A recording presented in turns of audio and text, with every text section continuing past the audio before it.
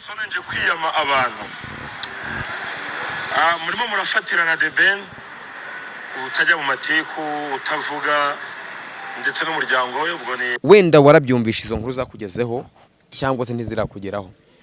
Hari inkuru imaze iminsi icaracara ivuga ko witwa The Ben yamaze gutandukana n'umugore we, ndetse bamwe mu banyamakuru navuga ko batari abanyamwuga bagerageza kwisesengura mu buryo bwabo. Ni gute umuntu yifata akiterura ukajya gutangaza amakuru y'umuryango runaka utabashije kubaza amakuru? Mu minsi ishize uwitwa Aston Hall ari hano mu Rwanda, The Ben yafashe telefone ahamagara umugore we mwiza cyane akunda witwa Pamela, amuhamagara kuri telefone arambwira ngo Aston Hall yaje kudusura ariko ntuhare, anamwisabira ko ubutaha yazagaruka ari uko ahari. Ibinyamakuru bitazi ibyo bikora byaje nyuma biravuga ngo bo batangiye kwanariza ibintu bidafite hano bihuriye. Kubera iki Pamela yagiye agasigira The Ben umwana, abantu batangiye kugenda bahuzahuza ibintu kugeza kuri level bo banariza ibintu byabo ku giti cyabo. Ntawuzi ngo Pamela agiye mu yihe gahunda, uwitwa The Ben ntatangaza natandukanye n'umugore wanjye, uwitwa The Ben ntagaragaza ibibazo afite. Wowe urinde wo kuza hano ku mbuga nkoranyambaga kumuharabika, kumuvuga ku mbuga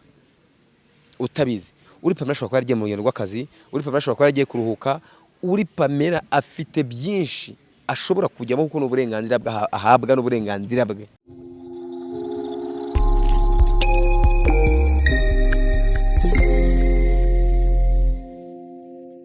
Yes, amahoro y'Imana kuri wakaza subscribe ku Mushinga TV. Je suis professeur Chuchu aka Eric Stonjide Superboy. Isamba ntibagwe ntitatse ubwiza ubutagira ingene ku cyumuro nyankora kuko apete bapete push nzape propose ama equipe tiza pete bayitupa mu matsinda. Abanzi ndabasuje n'abatanze ntibugire cyo kuko nanjye ntabwo mbazi. So nizere ko mumeze neza rero kwa dukumburanye ku Mushinga TV by'umwihariko. Ngiye nabashimira cyane abajyana mukara subscribe ndetse muduforinga ku mbuga nkoranyambaga zacu, yaba ikinyamakuru cyacu cy'Umushinga TV cyandika, yaba TikTok yacu Umushinga TV ndetse na YouTube channel yacu yitwa Umushinga TV. Nizere ko mumeze neza cyane.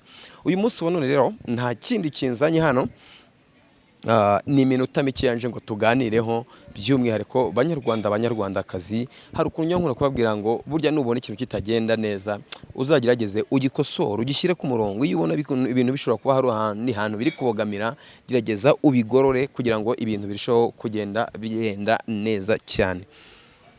Banyarwandakazi, nta kindi kintu kinyicaje aha ngaha uyu munsi wa none. Ndagira ngo tujye tuganire ku iki kintu cyo kuvuga ngo ni gute umuntu yashyira mu nyurabwenge, ni gute umuntu yakoresha igena agaciro ry'umuntu, ni gute umuntu yakubaha ikiremwa muntu, ni gute umuntu yakubaha undi muntu mugenzi we. Uyu munsi wa none mfashe uyu mwanya kugira ngo tuganire ku makuru y'ibihuha amaze iminsi ari kugenda caracara ku mbuga nkoranyambaga, by'umwihariko yibasira umuhanzi witwa The Ben cyangwa se Tiger B. Uyu munsi wa none ni ibintu byambabaje cyane iyo wumva umuntu ashobora guterura inkuru y'umuryango runaka ugasanga ari kwifata ayiserereza ayisenya mu buryo bumwe cyangwa ubundi, ndetse akabivuga mu buryo adafitiye amakuru ya nyayo ahamye. Bajya bavuga ngo amakuru y'umuntu amenywa nawe ku giti cye, kandi amabanga y'abantu agira abantu babiri. Iyo hajemo umuntu wa gatatu biragorana cyane no kandi n'abandi bantu bashobora kuyibandaho batayazi. Guys, wowe uri kureba kino kiganiro aka kanya, wowe udukurikirana umunsi ku munsi, wenda warabyumvisha izo nkuru zakugezeho cyangwa se ntizirakugeraho. Hari inkuru imaze iminsi icaracara ivuga ko witwa The Ben yamaze gutandukana n'umugore we mu buryo bumwe cyangwa ubundi, ndetse bamwe mu banyamakuru navuga ko batari abanyamwuga bagerageza kwisesengura mu buryo bwabo. Iyo ni inkuru yababaje abakunzi benshi bamwe ba The Ben, ndetse ibabaza n'abafana be ndetse n'imiryango ye. Ndibaza ngo ese ni gute umuntu yahindutse bigeze aha ngaha aho umuntu ashobora kwicara agatekereza content ashobora gukora akibasira umuryango runaka, by'umwihariko atanabajije amakuru. Hari bamwe mu banyamakuru bagiye babivugaho, abandi mu bablog, abandi barabyandika bavuga ko witwa The Ben yatandukanye n'umugore we. Biranashoboka cyane ko wenda byanabaho, birashoboka ko byaba wenda nabo n'abantu byabaho batandukana, kuko habaho kubana akaba no gutandukana, nabyo birashoboka cyane. Ariko se koko wowe nimbuze kugiye kuvuga ayo makuru, ugiye gutangaza izo nkuru, ugiye gushyira public ibyo bintu, uri shuwa neza ko amakuru ugiye kuvuga ari aya nyayo? Uri shuwa ko inkuru ugiye gushyira hanze nawe ubwawe uyizi? Ndagira ngo wenda tuganire nk'abanyarwanda, nk'inshuti n'imiryango, ni gute umuntu yifata akiterura ukajya gutangaza amakuru y'umuryango runaka utabashije kubaza amakuru. The Ben, abantu mukunda gukurikirana ibiganiro bye, abantu mukora kumukurikirana umunsi ku munsi, muramuzi, ntabwo ari wa muntu ukunda kuza kw'imihanda, ntabwo ari wa muntu ukunda guturagurika nk'injugu nk'ibyo tumenyereye ku bandi, ntabwo ari wa muntu ukunda kuza kuri social media ngo yibaraguze ibintu bimwe cyangwa ibindi. Ariko birababaje cyane iyo wumva umuntu yagiye agaterura inkuru akaza akayitangaza. Birashoboka cyane ko nawe ari kwiterura atayizi, wenda yayihawe n'umuntu, ariko si uwo muntu wagwaye iyo nkuru urayizeye. Mu bihe byashize twagiye twumva umuntu wazanye inkuru zavuzwe kwa Yago, zivuga ko uwitwa DJ Brian yari ari mu gikundi cy'abantu bashaka kugirira nabi Yago. Abandi bantu bazana amakuru avuga ko ari bamwe mu bacancuro b'abana bishakira amarongo, bagenda bagahimba stories zabo, barangiza bakazapurika nk'ibintu ari bizanyabyo. Izo ni inkuru abantu bamwe bumva bakazanariza ku giti cyabo, abandi bakazumva bakazemera nk'inkuru z'ukuri, ariko akaba ari n'inkuru ziba zirimo ibihuha. Ndibaza ngo ese mu muco wa Kinyarwanda nimba tugeze aho urwego rw'imbuga nkoranyambaga zidushuka, tukumva ayo views, abo subscribers dukeneye, dukwiye kubabona mu buryo bubi na bwiza.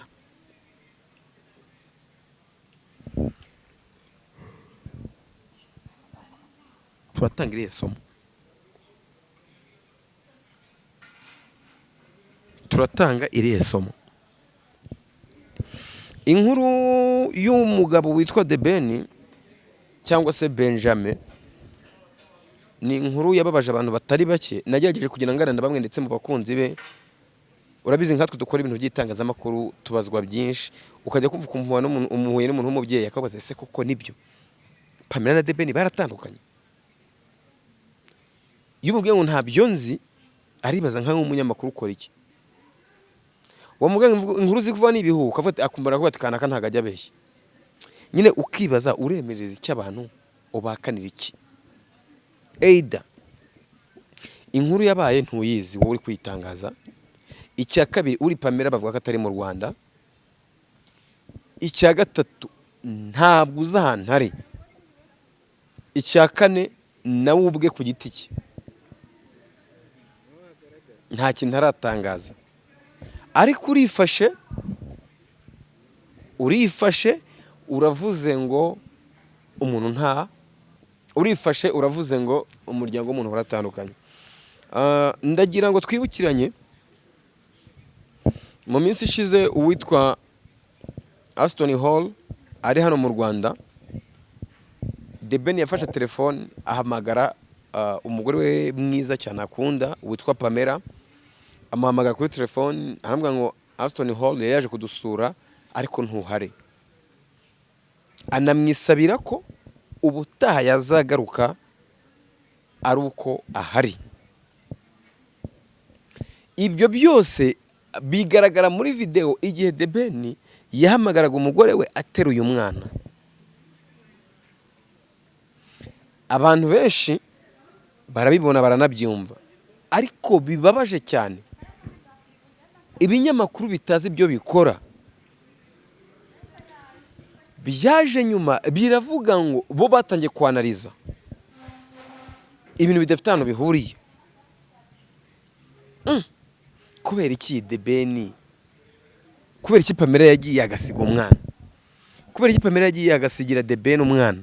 Abantu batangiye kugenda bahuzahuza ibintu kugeza kuri level bo banariza ibintu byabo ku giti cyabo. Ntawe uzi ngo Pamela agiye mu ye gahunda,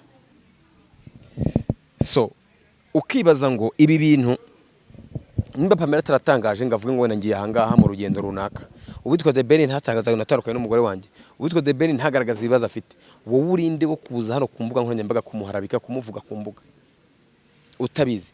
Uri Pamela ashobora kuba yaragiye mu rugendo rw'akazi, uri Pamela ashobora kuba yaragiye kuruhuka, uri Pamela afite byinshi ashobora kujyamo kuko n'uburenganzira ahabwa n'uburenganzira bwe.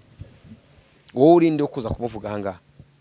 Uri The Ben afite inshingano nk'umupapa, uri The Ben afite inshingano zo kohereza umugore akajya kuruhuka mu gihe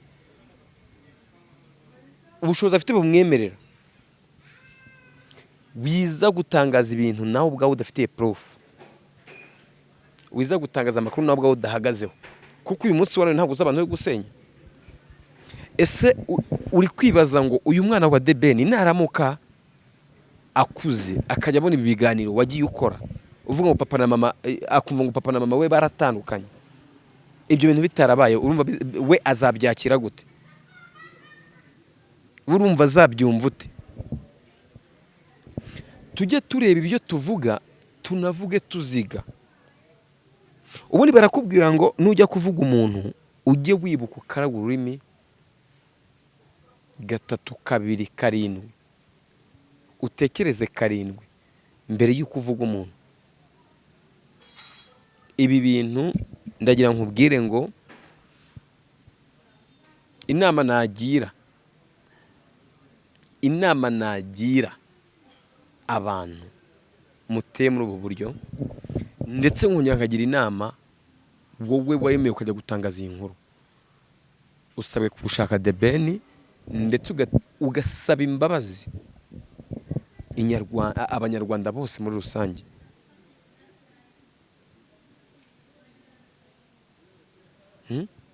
Ugasaba imbabazi umuryango wa The Ben, ugasaba imbabazi abakunzi ba The Ben, ndetse nawe ukamukoringa nyirizina,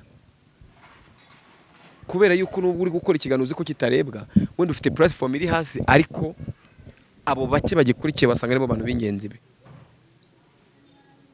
Dutekereze 2 yuko tuvuga. So ni inkuru itari nziza, ni inkuru yababaje abantu benshi cyane, aho nabonye na bamwe mu ba influencer bari kugenda bagerageza kugenda biyama. Ndaza kwifashisha aya majwi y'umwe mu ba influencer wagerageje kuvuga ngo ngewe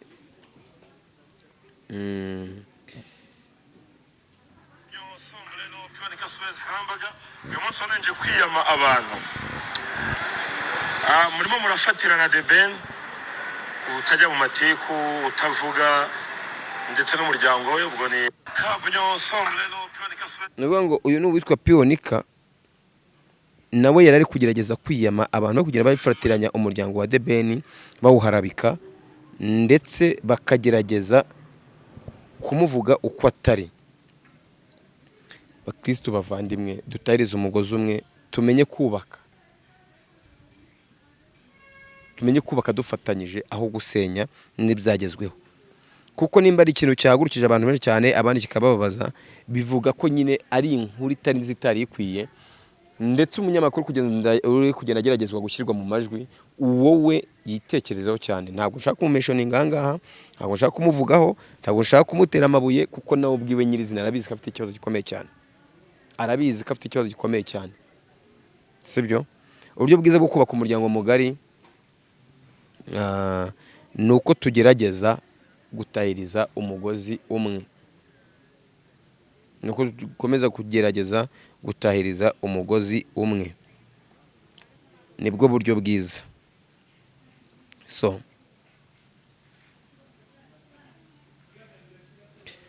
reka mbabwire ngo rero by'umwihariko njye naravuga ko nta bintu byinshi mfite byo kuza kwicara hano ngo mvuge birenze kuri ibyo gusa, ariko kwari gutanga gasopo, kubera yuko impamvu navuze ko ari kwari gutanga gasopo.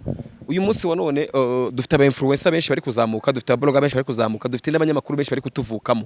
Umwana w'umunyamakuru cyangwa se umubloga cyangwa influencer naramuka azamukiye mwaya matiku abakuru bacu bagenda bakora, uzasanga nawe akuze ari wo mujyo atwaramo ibintu, ndetse birangire nawe ubwe bimusenye avenir y'ejo hazaza mu itangazamakuru ye usanga irangiritse, mu gihe twebwe twamubanjirije twakabaye tumeze isomo rya nyaryo rikwiye kumenya gukora inkuru zikwiye. Kandi ibyo bintu ba Scovia ntagiye batabivuze, nkaje Scovia atavuze ngo nimbuze kuri umunyamakuru, gerageza ukora ibintu kinyamwuga. Guhimba, guteranya ni ibintu bihanwa n'itegeko, ni ibintu bihanwa n'itegeko. Twiwe turi kwita kuko dufite ibyo dushaka gukora. Naje usanga bano banyamakuru benshi batari abanyamwuga, hari n'ukuntu bahimba inkuru kugira ngo babone ibintu bimara iminsi biri gutrendinga, biri gucuruza. Kuko uyu munsi wa none ndatekereza ko witwa The Ben amaze nk'icyumweru aravuzwe mu ubwo buryo, ariko none uyu muntu ikindi cyumweru kigiye kurangira bakimuriho. Buri wese abyanaliza mu buryo bundi, abyanaliza mu buryo bundi, abyanaliza mu buryo bwe. Ndagira ngo rero twige kumenya ngo tukwiye kuvuga iki, tukwiye gukora iki, tukwiye kureka iki. Kandi niba ushaka umunyamakuru mwiza w'umunyamwuga uzizerwa n'abantu, ugahabwa ibiraka n'abantu, kugira bagweze ibiraka byo kwamamaza, byo gukora, ndetse n'undi muntu akaba yagukoresha kuri platform ze, nuko uzamwira kuri umunyamakuru w'umunyamwuga ukora ibyuzi, ucukumbura inkuru, ndetse n'izo uko utacukumbe ujya kuzihiga, n'izo wahawe ukazishakaho amakuru. Nguko ikinyamakuru cyacu kivuga ngo n'umushinga TV, igu umushinga wawe uko ugomba kuwukora utagendeye mu guteranya n'amatiku, ndetse utitaye no kumva ko ukeneye ibyinshi ibishyushye bica amazuru, wirengagije ko n'ibihoze bizaribwa. So abwirwa benshi akumva beneyo, buriya kenshi ngira ngo njyanze imbere ya kamera kuvuga ari uko numva ntameze nyine ibintu numvishe, ariko ntibinyubake, bikambabaza, bikangora. Niyo mpamvu mfata umwanya akavuga ngo reka nzi imbere ya kamera tugira ibyo twiganirira. Muri kwishyiraho umucyo rero, ngira ngo nimba uri uwumva wumvishe, ndetse no muri comment bakugira inama kugira ngo ejo cyangwa ejo bundi uzamenye ngo nzakora iki, nzareka iki. So reka mbashimire cyane rero, nta kindi narenzaho. Icyo mbasaba ni ukomeza kudushyigikira, mugakana subscribe kuri Umushinga TV, ikindi mukajya mukurikirana ibiganiro byacu umunsi ku munsi. Ndi Professeur Cyucyu, uyu ni Umushinga TV. Ciao ciao.